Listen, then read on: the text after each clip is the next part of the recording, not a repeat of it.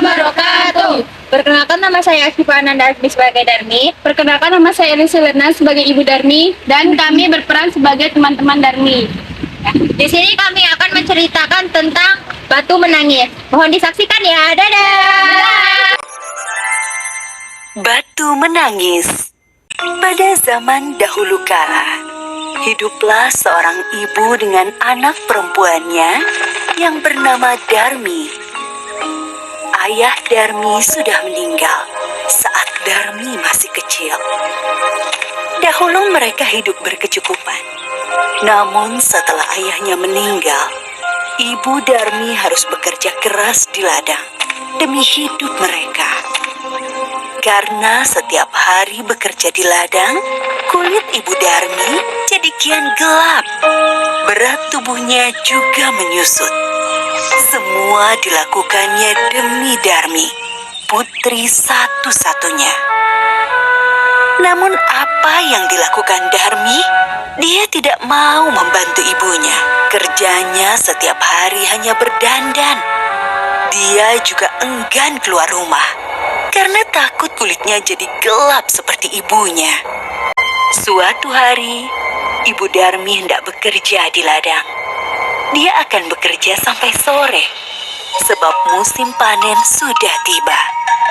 Ibu Darmi berkata pada Darmi, Darmi, bisakah kamu memasak hari ini, nak? Karena ibu tidak bisa pulang siang ini, dikarenakan harus selesaikan panen kita di ladang. Apakah kamu mau mengantarkannya, nak? Tidak mau, Bu. Nanti kalau aku masak, bajuku mau tumpul. Dan kalau aku mengantarkan makanan ke ladang, nanti kulitku hitam. Kan aku habis luluran, Bu. Ibu Darmi hanya menggeleng-gelengkan kepala sedih. Di ladang, Ibu Darmi bekerja dengan keras. Dia mengumpulkan hasil panen. Besok, dia akan menjualnya ke pasar. Dia tidak memperdulikan perutnya yang lapar. Saat lelah, dia beristirahat sambil meminum air kendi yang dibawanya. Dia berdoa dalam hati, "Ya Tuhan, tolong kami, ubahlah anakku. Lepaskan dia dari sifat malasnya." Setelah pulang dari ladang, Ibu Darmi pulang ke rumah. Betapa terkejutnya. Di sana tak ada makanan yang bisa dimakan. Darmi sama sekali tidak memasak. Darmi yang melihat ibunya pulang malah marah-marah. Ibu kemana saja sih? Masa tidak ada makanan sekali di rumah? Darmi, kan ibu sudah menyuruhmu untuk memasak. Kan aku tidak mau, Bu. Darmi meninggalkan ibunya yang kelaparan dan juga lelah. Keesokan harinya, Ibu Darmi sudah bersiap dengan hasil panennya. Dia akan pergi ke pasar. Darmi, bisakah kamu ikut ke pasar bersama ibu, nak? Ibu membutuhkanmu untuk membawahi ladang kita. Ah, gak mau, Bu. Nanti kulitku kotor. Apalagi kan pasar, becek. Ah, aku tidak bisa membayangkan kulitku yang bersih ini kok ikutan kotor. Akhirnya, ibunya ke pasar sendiri dengan membawa hasil ladang itu. Sorenya, Ibu Darmi membawa uang hasil panen. Tidak terlalu banyak, hanya cukup untuk membeli benih dan makan beberapa hari. Darmi yang melihat ibunya sedang menghitung uang, segera mendekati ibunya. Ibu, padaku kan habis. Bisa tolong belikan nggak, Bu? Ya, besok ibu belikan, tapi kamu harus ikut supaya ibu tidak salah beli. Akhirnya Darmi dengan terpaksa ikut ibunya pergi ke pasar. Tapi Darmi berbisik kepada ibunya.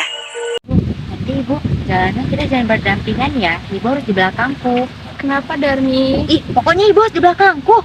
Darmi sebenarnya malu berjalan bersama ibunya yang berkulit gelap dan wajah yang tak terawat.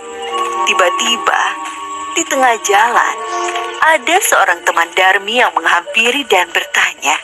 Hai Darmi, mau kemana? Mau ke pasar. Teman Darmi melihat Ibu Darmi dengan pandangan bertanya. Itu siapa, Darmi? Ibumu ya? Darmi yang tak ingin temannya tahu jika dia punya ibu yang kotor dan jelek, segera menjawab.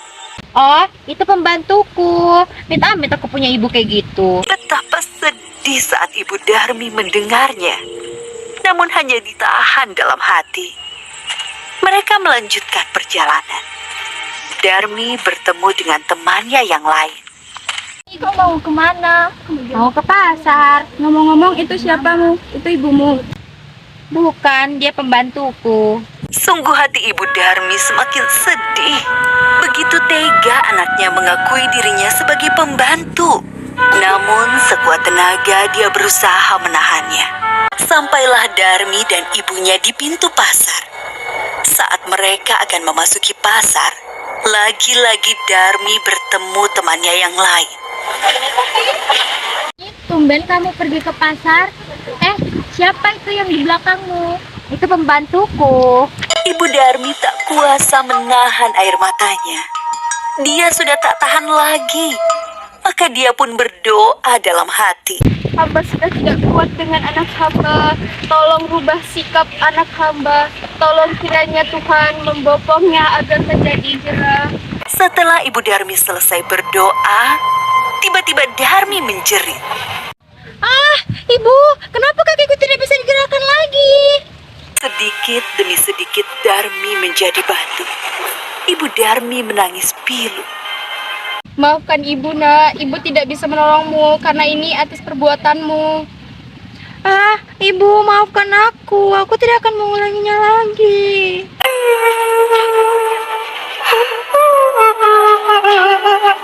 Darmi merintih sambil menangis meminta ampunan ibunya. Sayang, semua tak bisa kembali. Darmi tetap menjadi batu. Dia harus menanggung hukuman karena telah durhaka terhadap ibunya yang sudah merawat dan menjaganya hingga dia besar. Batu itu akhirnya dipinggirkan orang-orang dan disandarkan di tebing. Hingga sekarang, batu itu masih ada di Kalimantan Barat dan dinamakan Batu Menangis.